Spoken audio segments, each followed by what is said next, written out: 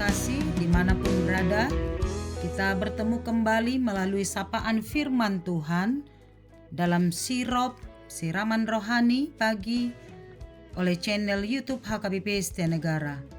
Kita akan mendengarkan firman Tuhan, marilah kita berdoa. Bapa di dalam sorga, terima kasih kami mengucap syukur atas anugerah Tuhan. Allah yang memelihara kehidupan kami, terpujilah Engkau ya Tuhan kami atas hari ini, yang memberikan kami napas kehidupan dan kesehatan. Sebelum melanjutkan aktivitas kami rindu hidup kami dipenuhi oleh firman-Mu. Bersabdalah kepada kami dalam Kristus Tuhan kami. Amin. Firman Tuhan bagi kita tertulis dalam kitab Hosea pasal 2 ayat 18 sampai 19. Demikianlah firman-Nya. Aku akan menjadikan engkau istriku untuk selama-lamanya, dan aku akan menjadikan engkau istriku dalam keadilan dan kebenaran, dalam kasih setia dan kasih sayang. Aku akan menjadikan engkau istriku dalam kesetiaan, sehingga engkau akan mengenal Tuhan. Demikian firman Allah. Bapak, Ibu, saudara-saudariku yang dikasihi Tuhan, pernikahan Hosea dengan Gomer adalah gambaran bagaimana Allah mengasihi umat Israel dengan penuh cinta kasih. Hosea digambarkan sebagai Allah dan Gomer adalah gambaran dari umat Israel.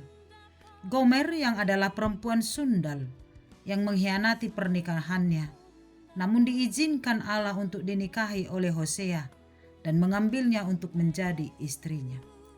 Kasih Hosea kepada Gomer adalah kasih yang tanpa syarat, kasih yang tidak melihat latar belakang hidup Gomer yang kelam. Kasih Hosea menutupi dan mengampuni kesalahan dan dosa Gomer di masa lalu. Kasih yang tanpa syarat dari Hosea kepada Gomer memulihkan Gomer menjadi manusia yang seutuhnya, manusia yang diterima secara status kemanusiaan. Memulihkan iman Gomer untuk percaya kepada Allah melalui pertobatannya. Mungkin banyak orang yang mencibir Hosea dengan mengatakan, masakan Hosea menikahi Gomer yang adalah perempuan sundal itu?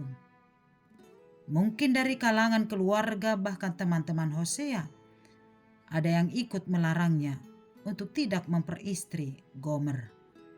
Namun ketika Allah menyuruh Hosea untuk menikahi Gomer, Hosea menunjukkan ketaatannya kepada Allah, menghilangkan kekhawatirannya, dan menghilangkan pertimbangan-pertimbangan manusia yang mengukur seseorang dari statusnya.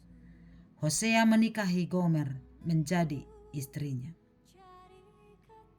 Hidup dan perilaku Gomer sebagai perempuan sundal adalah gambaran kehidupan umat Israel yang telah mengkhianati cinta kasih Allah dengan berjinah kepada ilah-ilah lain, kepada ilah orang Kanaan, Amori, dan lain-lain. Allah menginginkan umat Israel menjadi umat yang setia. Namun dalam kenyataannya, di tengah-tengah realita perjalanan umat itu, umat Israel tidak mampu memegang perjanjian Allah untuk setia kepada Allah. Bangsa itu sering mengingkari janji itu dengan percaya dan meminta pertolongan kepada ilah lain dan bangsa-bangsa yang kuat ketika itu. Namun oleh kasih setia Allah yang kekal, Allah kembali mengambil bangsa itu dan menjadikan umatnya. Menjadikan mereka seperti mempelai, seperti istri yang sangat ia kasihi. Sebagaimana firman Allah dalam nas kita pagi ini, aku akan menjadikan engkau istriku untuk selama-lamanya, dan aku akan menjadikan engkau istriku dalam keadilan dan kebenaran, dalam kasih setia dan kasih sayang. Aku akan menjadikan engkau istriku dalam kesetiaan, sehingga engkau akan mengenal Tuhan. Demikian gambaran kasih Allah kepada umatnya, mengasihi dan mencintai umatnya kekal selama-lamanya. Dan oleh karena itulah pernikahan adalah ikatan kekal selama-lamanya. Dalam pernikahan Kristen tidak ada perzinahan dan tidak ada perceraian, tetapi pernikahan itu adalah ikatan yang kekal selama-lamanya. Dari nas firman ini ada dua kata kunci yang mau kita pegang. dalam kehidupan kita. Yang pertama, Allah mengasihi umatnya dengan keadilan dan kebenaran, dan kasih setia dan kasih sayang. Allah mengasihi kita sungguh-sungguh dan telah menebus dosa-dosa kita. Kasih Allah yang luar biasa itu telah diwujud nyatakan melalui kematiannya di kayu salib. Cinta yang tanpa syarat, yang tulus ikhlas, telah diberikan Allah kepada kita, sehingga kita menjadi orang-orang yang dikasihinya, hidup dalam pengampunan dan penuh pertobatan. Karena Allah telah mengasihi kita lebih dahulu, maka kita pun harus mengasihi Allah dengan segenap hati kita. Dan jangan pernah percaya dan meminta pertolongan kepada ilah-ilah lain dan kekuatan dunia. Yang kedua, Allah mengasihi kita dalam kesetiaan, sehingga kita mengenal Allah. Cinta bertumbuh dari pengenalan.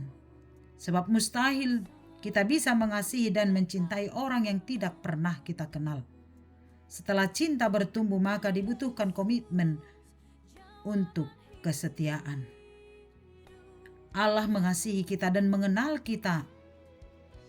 Dan hendaklah kita mengenal Allah sehingga kasih kita juga akan bertumbuh dalam pengenalan kepada Allah. Allah tidak pernah ingkar kepada janjinya. Dia menginginkan kita setia kepada Allah sampai selama-lamanya. Allah mengasihi kita dengan kesetiaan. Sebab dalam kondisi apapun kita, Tuhan setia mengasihi kita. Karena itu firman ini juga mengingatkan kita, sebagai orang percaya, setialah juga kepada Allah. Setialah dalam pernikahan kita. Peganglah janji yang telah kita ikrarkan di hadapan Tuhan. Dan kesetiaan itu tidak hanya sementara, tapi kesetiaan itu adalah kekal sampai maut yang menjemput kita. Karena itu, setialah sampai mati, sebab hanya bagi orang yang setia sampai akhir, baginya Tuhan akan menganugerahkan mahkota kehidupan. Peganglah kesetiaan dalam kehidupanmu dan juga kepada Allah, maka Allah akan menganugerahkan kita mahkota kehidupan. Amin. Terima kasih Bapa yang baik. Kami sungguh mengucap syukur atas kebenaran firman Tuhan. Allah yang mengasihi kami sungguh-sungguh tanpa syarat. Allah yang telah mengorbankan putramu bagi kami dalam Yesus Kristus Tuhan kami, sebagaimana wujud nyata cinta kasih Allah yang tanpa syarat. Terima kasih Bapa. Engkau telah mengasihi kami lebih dulu.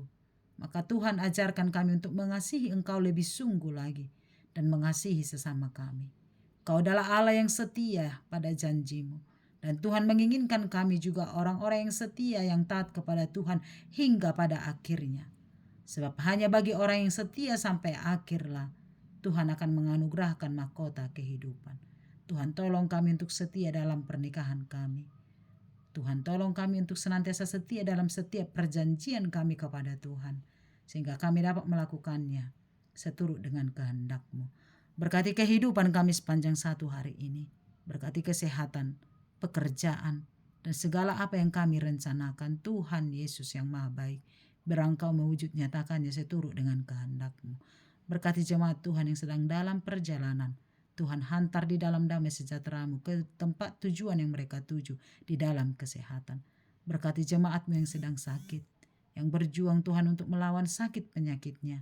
Mari pulihkan Bapa yang baik. Jemaat Tuhan yang sedang berduka cita, mari hiburkan oleh roh penghiburan yang daripada-Mu. Kami berdoa buat jemaat Tuhan yang berulang tahun hari ini. Tuhan memberkati, baik ulang tahun pernikahan atau ulang tahun kelahirannya.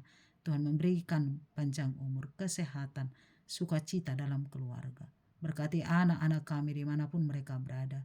Tuhan lindungi dan sertai mereka senantiasa.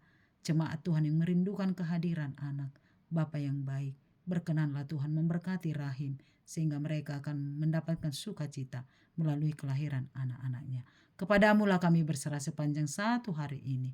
Biarlah hidup kami hanya di dalam naungan tangan-Mu. Ampuni kami dari dosa kami. Dalam nama Yesus kami berdoa.